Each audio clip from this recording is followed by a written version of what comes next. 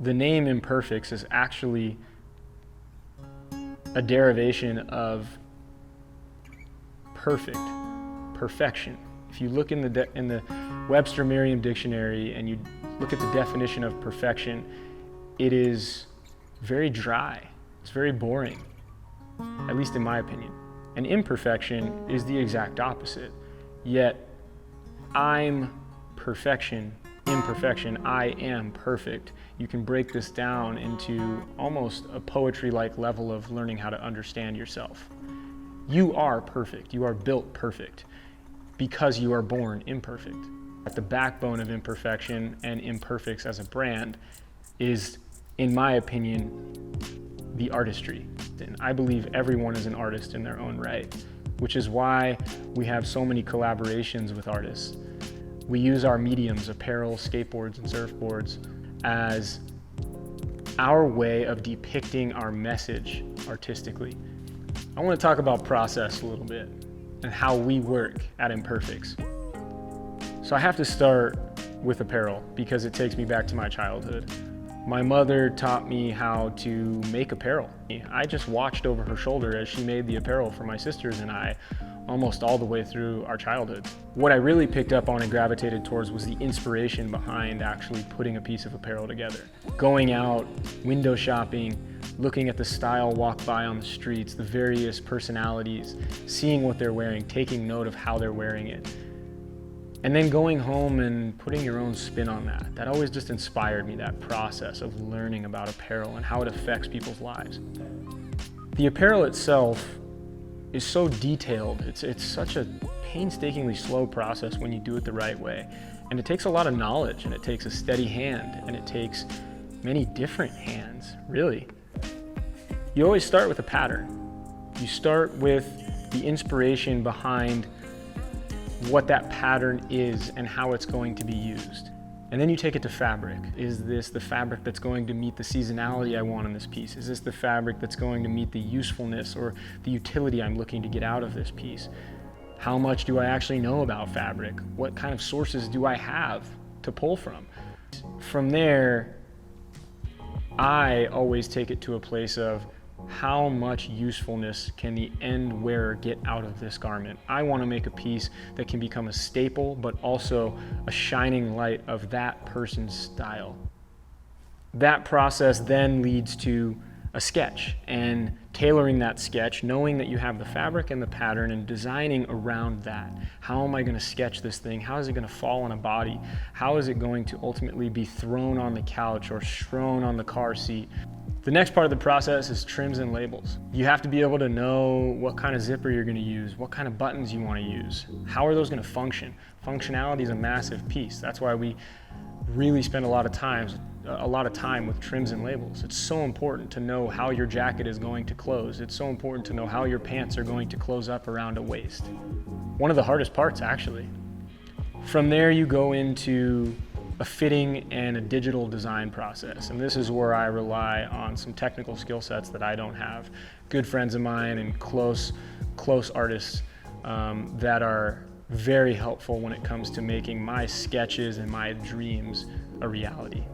Crafting a garment is a slow, painstaking process, but you kind of forget about the pain if you truly are inspired by it. That's at least how my apparel process goes, and I can take you further down that road. Should you like, give me a call. Another one of my mediums is skateboards. I grew up skateboarding, loving skateboards. I remember looking at the curvature and the concave on certain skates and thinking, I wonder how that works. I wonder what that feels like. And then ultimately having the opportunity to skate them, and just these subtle differences make the biggest impact on the smallest tricks or the smallest lines you take or the biggest hill you bomb. Someday I knew I would manufacture skateboards. It was always something I wanted to do. So how that process starts for me is generally the act of skating. You have to skate in order to be inspired to make a new skate. And the other piece of that, before breaking down the actual process of developing a skateboard, is that I've always put good art and skateboards together. Mentally, they're just the same thing. There's a synergy there. You buy a new skateboard because the art is so incredible on the bottom of it that you have to have it. And it's so beautiful that you want to put it on your wall, but the shape is so rad that you can't help but skate it. I think taking it back to the skate park or back to the classic just going and bombing a hill and finding a line that works for you and collecting so much speed that you don't even know what to do with it, that's ultimately how you come up with a good skateboard. It always comes from a template, and that template is usually born of how that board is going to be used. Is this a transitional board? Is this a street skate? Is it a classic old school surf check? Is it a cruiser that could also bomb hills? Or is it just a downhill madness, get as much speed and control as you can out of it? So we start with a template after we have that involved inspiration, going out and skating, having some time on the street, having some time on a rail jam, just doing whatever it takes to kind of keep those board sports, that momentum in our life. And then we take it to wood and we build a template right down the road here with the most radical factory in the US as far as making skateboards goes. And we prototype that thing, we skate it, we make changes, we prototype the heck out of it. Sometimes it can be a 3-4 month process. We send it out to talented skaters who can put it to the test better than we can. They give us feedback. And then ultimately we produce it by collaborating with an artist that energetically suits that board. I'm super proud to be surrounded by the skates that we've produced so far. I'm super proud of our work so far in that realm because it celebrates so many different walks of life, so many different eyes, so many different mindsets.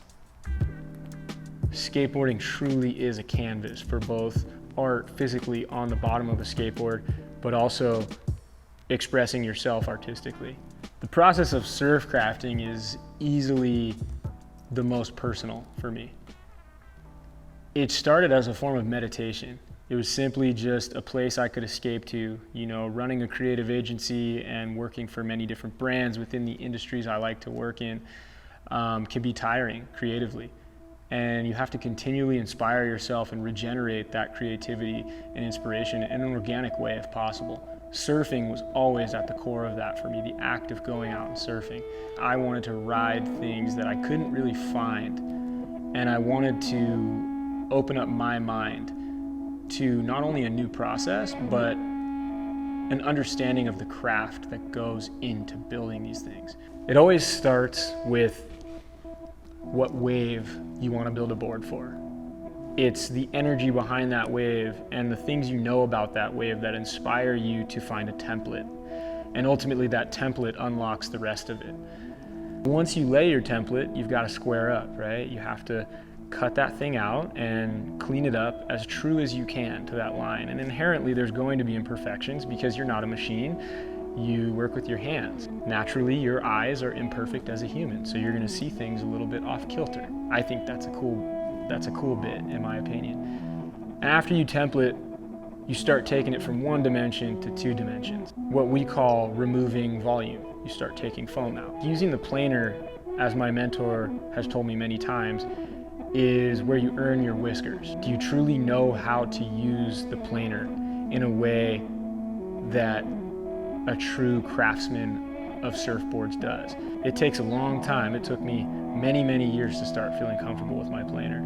And now it's just part of who I am. And feeling that in your hands, it's almost an extension of your hands when you're crafting. And once you've started removing that volume, you start to see the shape of the board that you're going to create. That template starts to become this two-dimensional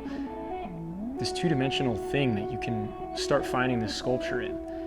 And they really are sculptures. You're sculpting foam. And along that process, you're removing and you're taking all the tedious steps to remove other forms of volume, wooden stringers, multiple stringers, glue ups. There's so many different options you can take, and it depends on what type of board you're building. But there are so many tools you use along the way is kind of what I'm saying, and you have to become a professional craftsman of those tools, and each one has a unique difference to it. It has a unique job that it does. Then you hand it off to a pro in the glassing zone, and they bring the board to life. They lock that sculpture in. They make it waterproof.